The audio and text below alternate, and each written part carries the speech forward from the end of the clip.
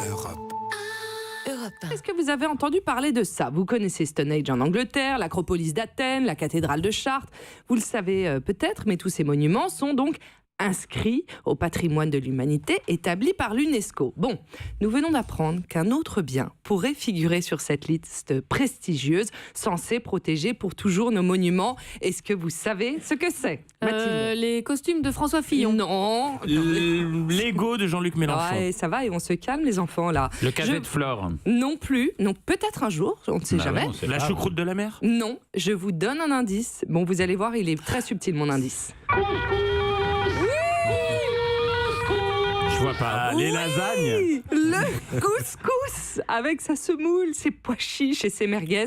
Le couscous présente Quoi, de un la intérêt France exceptionnel pour notre héritage et d'après moi mérite pleinement sa place au patrimoine de l'humanité de l'UNESCO, donc le plat emblématique du Depuis Maghreb. quand il a été naturalisé, le couscous?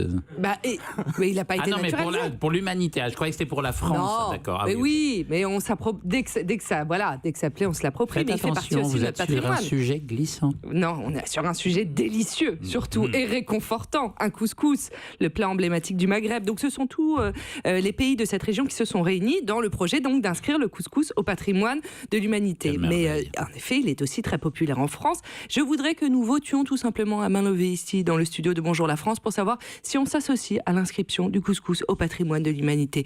Qui est pour? Allez-y, 1, 2, 3.